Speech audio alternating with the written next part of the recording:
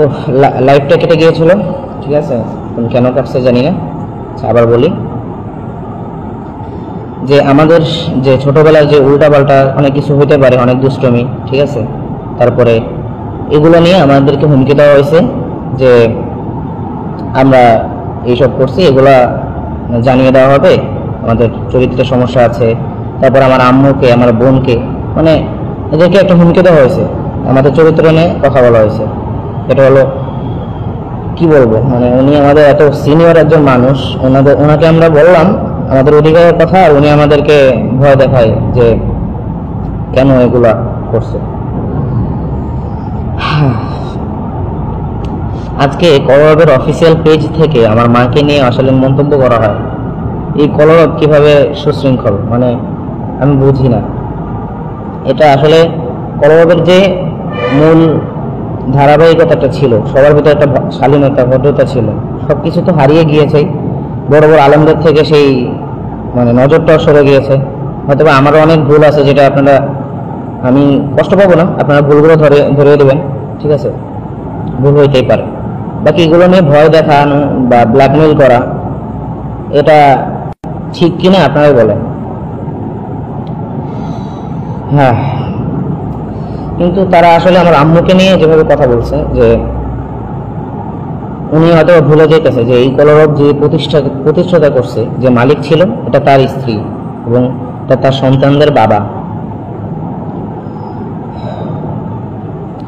আবার তারা এটা নিয়ে বিবৃতি দেয়, মানে আমরা এই বিষয়ে অধিকারের কথা বললে তারা মেনে নেবে যে হ্যাঁ আচ্ছা ঠিক আছে, এটা হয়েছে, এটা হয়ে গেছে, শেষ, মেনে নেবে। না নিয়ে তারা যদি এভাবে ভয় দেখাতে থাকে, তাহলে ভাই এটা কোন ধরনের স্বাধীনতা আপনারাই বলেন।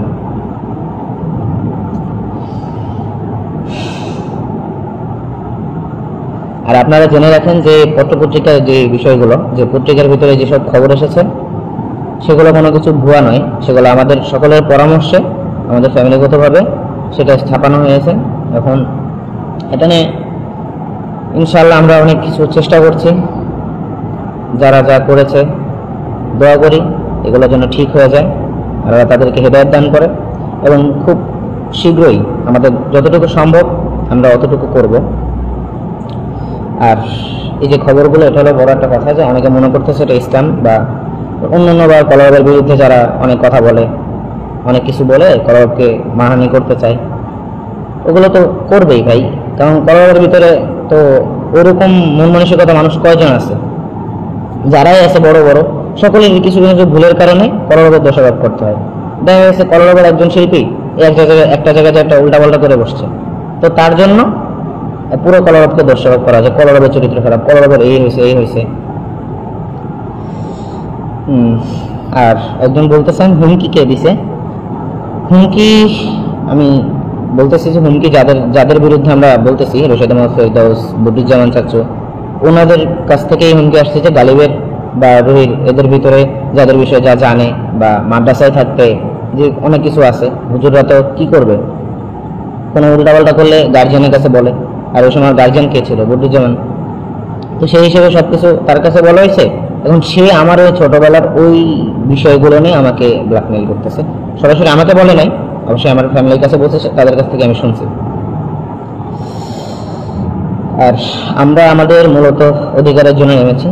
তো যারা আজাদ ভক্তরা আছেন, বাবাকে ভালোবাসেন, তাদের কাছে রিকোয়েস্ট করবো তারা আমাদের সাথে থাকবেন।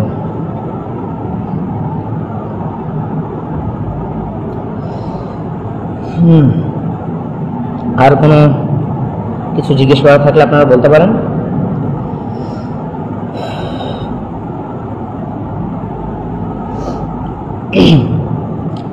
আর একটা কষ্টের বিষয় হলো যে কলরবের যে অফিসটা, আপনারা দেখেন যারা কলরবে গিয়েছেন অনেক আগে, তারা দেখছেন যে কলরবের একটা অফিস ছিল, সেটা আমার আব্বু নিয়েছিল, কিন্তু ওই বিল্ডিংটা চেঞ্জ করার পরে অন্য একটা অফিস নেওয়া হয়েছে। সবচেয়ে কষ্টের বিষয় হলো আজ 20 বছর হয়ে গেছে কলরবের বয়স, মনে হয় 6 সাল থেকে না 4 সাল থেকে 20 বছর বয়স কলরবের, আজ পর্যন্ত কলরবের নিজস্ব একটা অফিস নেই।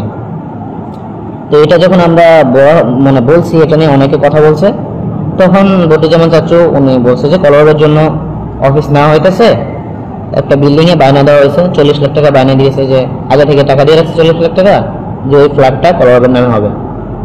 কিন্তু পরবর্তীতে খোঁজ নিয়ে জানা গেছে যে এই কলরব বা কলরবের নামে কোনো ফ্ল্যাটই নেওয়া হইতেছে না, মানে যে ফ্ল্যাটটা নেওয়া হইতেছে ওটা কাগজপত্র সম্পূর্ণ নিজের নাম, অর্থাৎ বদরুজ্জামান উজ্জ্বল বা এই ওনার নিজের নাম দেওয়া এই ফ্ল্যাটটা নেওয়া হইতেছে। এখন চিন্তা হয়েছে যে কলরবের মানে কলরবের ফ্ল্যাট, কলরবের অফিস হবে, সেটা তার নাম কেন থাকবে? সংগঠনের নামে হবে না, বা সংগঠনের যারা মালিক তাদের নামে হওয়া উচিত।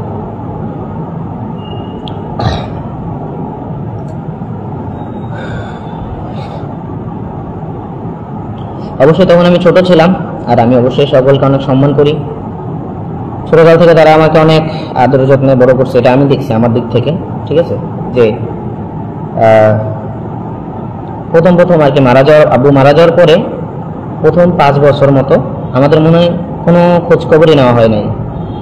তো 3 বছর না 2 বছর পরে আব্বু মারা যাওয়ার পর 12-13 সালে সম্ভবত আমাদের কি বলে চেয়ারম্যান সাহেব যিনি, আরে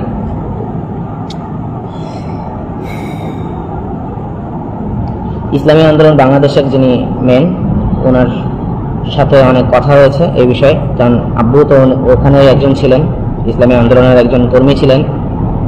তো সেই হিসেবে আমাদের রেজাউল করিম সাহেব উনি একটা সিদ্ধান্ত দিয়েছিলেন যে এটা যেহেতু আইনুদ্দিন আজাদ করছে, তার ফ্যামিলি এখান থেকে একটা পার্সেন্টেজ পাওয়া উচিত, এটা মালিক পক্ষ। কিন্তু এটা তারা মানে ইগনোরও করে নাই, ঠিক আছে। তারা ঝিনাইদহ